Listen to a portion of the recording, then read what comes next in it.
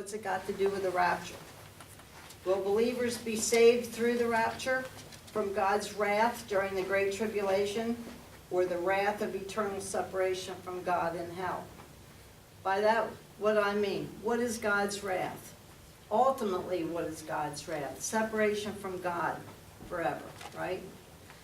And I know people that say this, that, well, that doesn't mean we're not going to experience, go through the tribulation or experience the tribulation, because that's not God's wrath. God's wrath is just being separated from him forever. Well, no, it's not. Not in this case.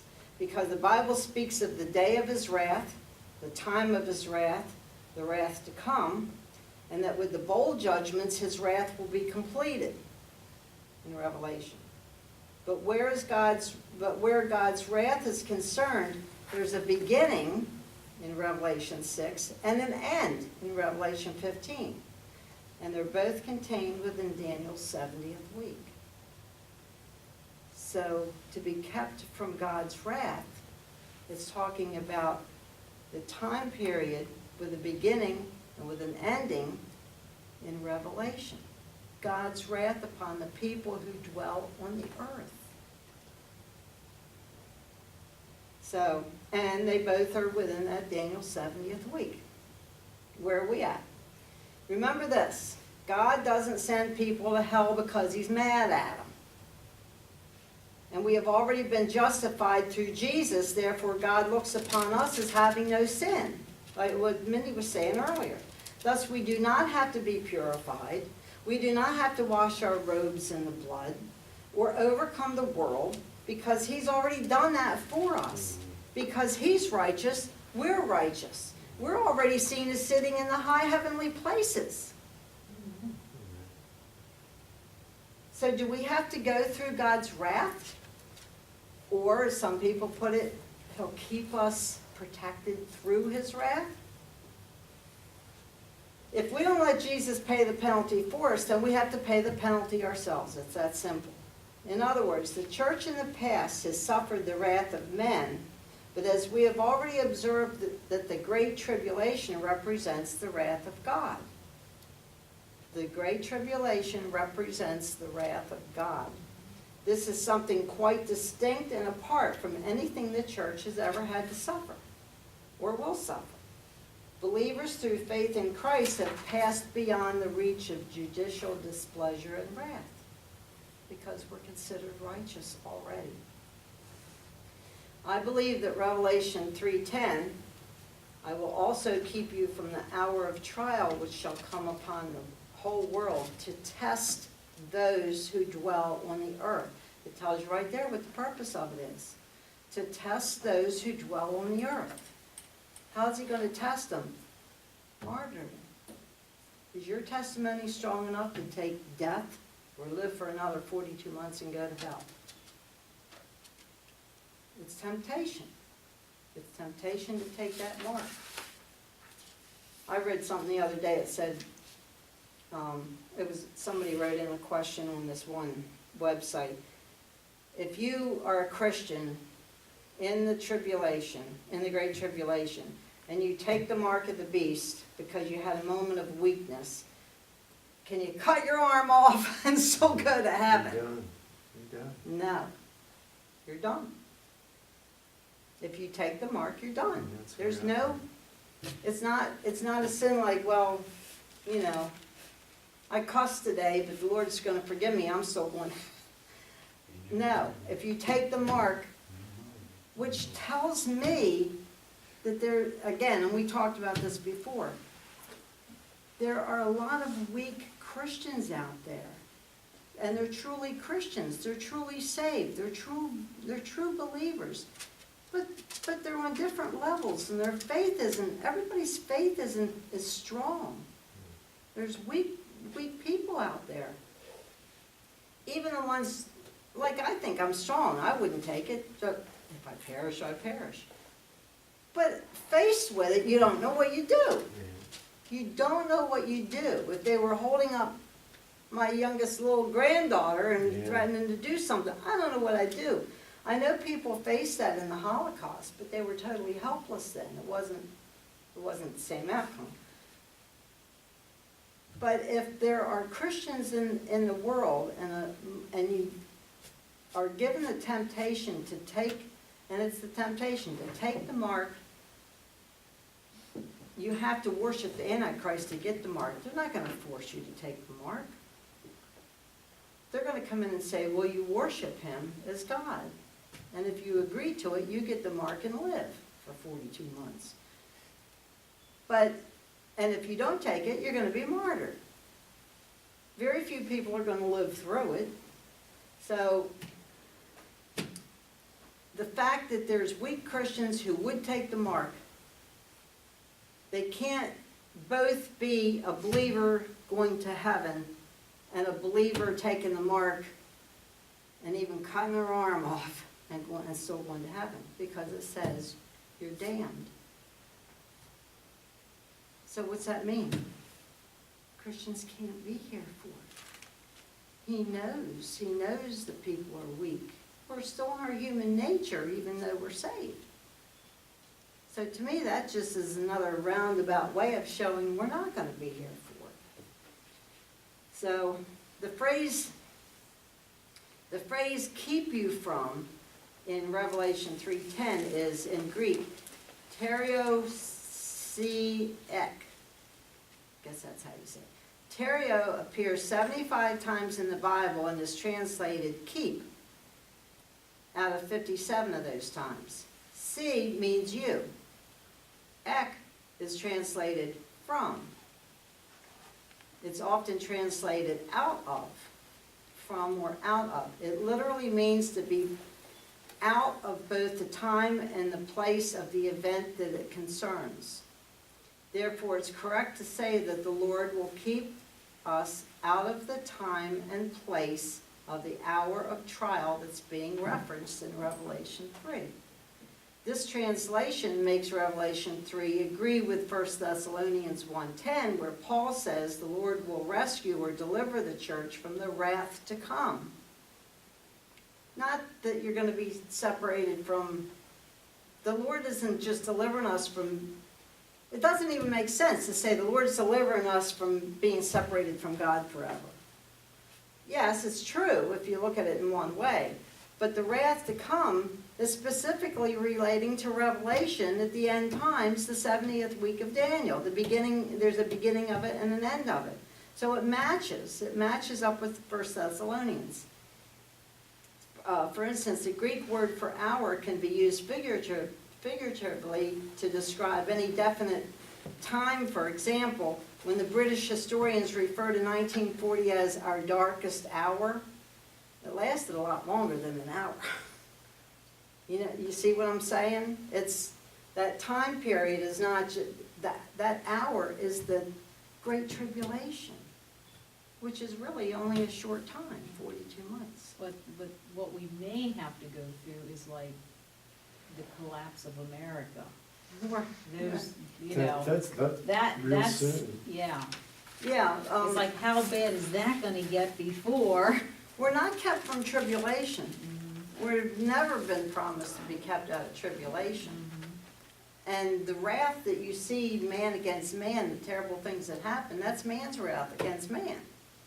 The evil fallen world. But yeah, we're going to see, it's not going to all be hunky-dory for us. It's already not. I mean, relatively speaking, we still have it pretty good. But we're going to have an economic collapse. It's getting harder and harder for my family to get through hand to mouth now. It used to be we didn't have to worry about week to week. Now we do, to a point. I mean, you know, that people have used up their savings. People don't know if their job is secure anymore. You got more and more taxes piled on you. You got all this unfairness, the socialism coming in, the dollar's going to collapse, the country's going to go kaput. We're going to see all that. We're going to see the ramifications from these songs. We're going to see these fulfillments of Psalm 83 and Isaiah 17. I don't think I think we're gonna be around until Ezekiel 38. And frankly, I'd like to see that, because I'd like to see God's power, what he does to them. We may see it, we may go up at that time, or shortly before that time, who knows? But I'll tell you one thing, if we're still here and we see that happening, we'll know exactly what time it is. If we're still here and two witnesses show up in Jerusalem, we'll know what time it is.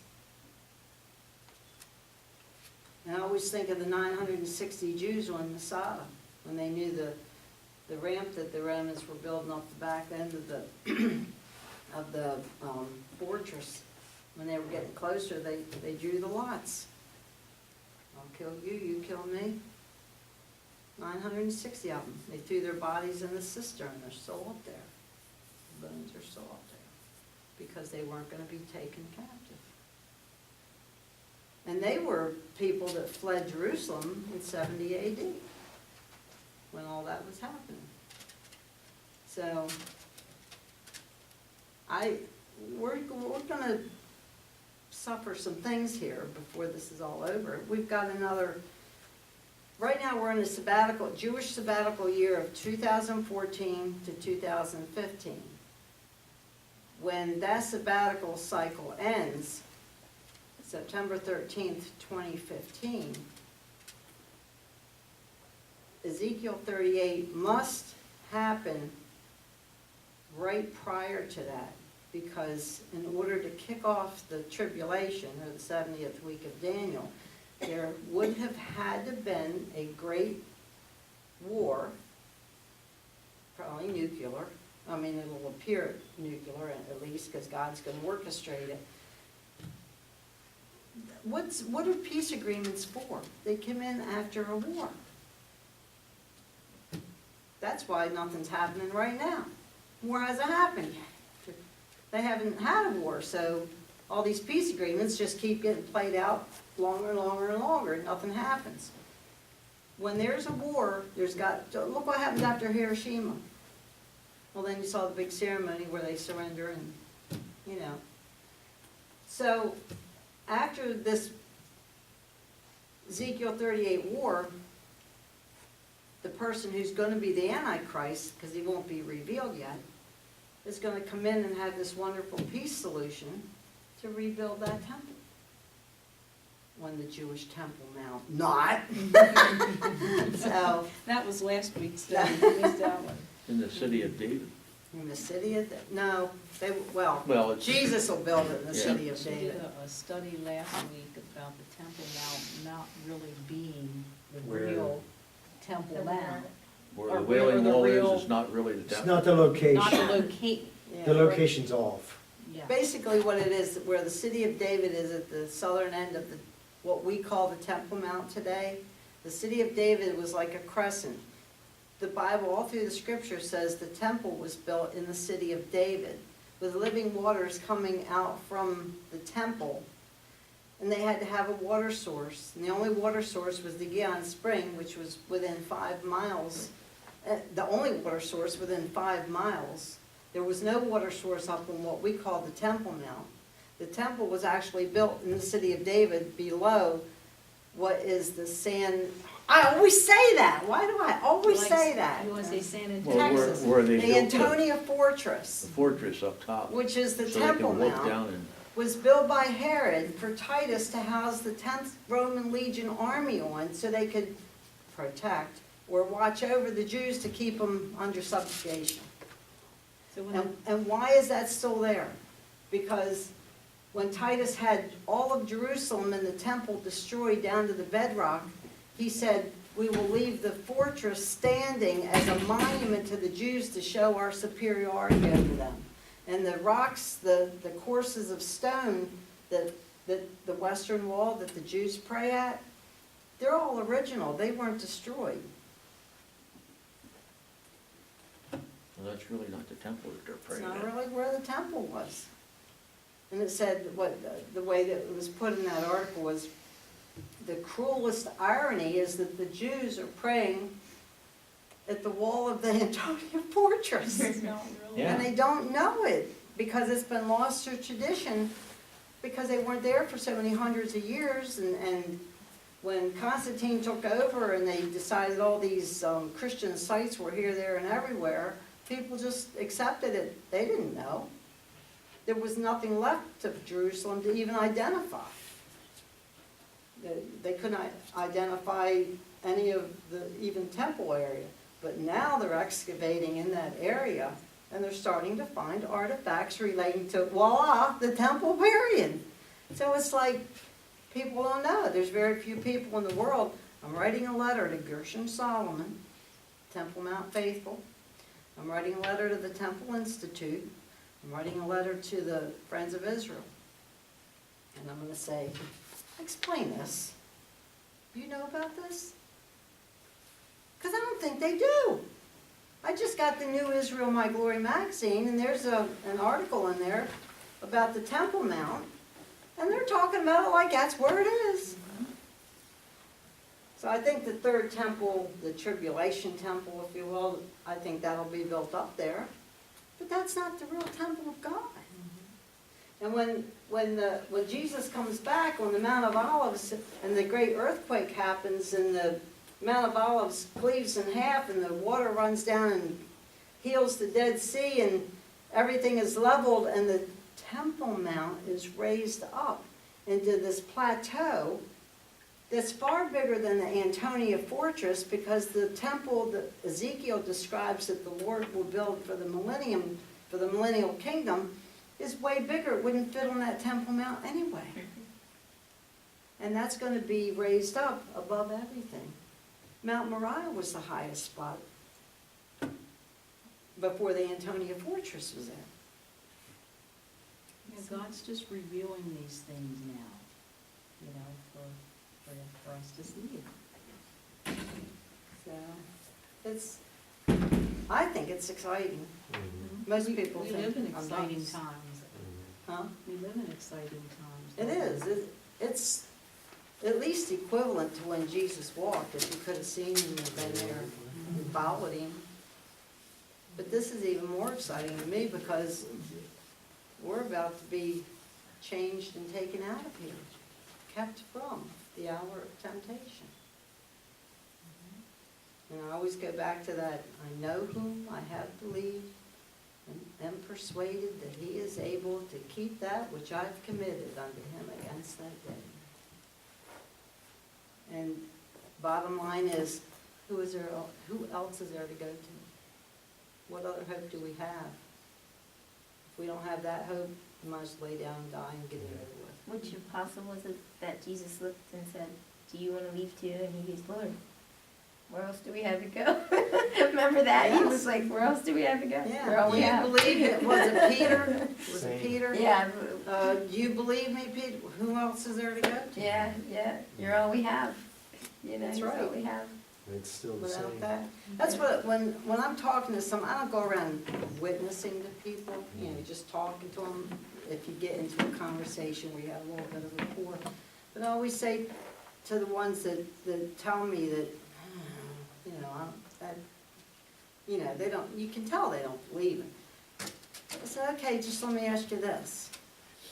If you're right, there's no skin off my nose, will just die, go away, disappear.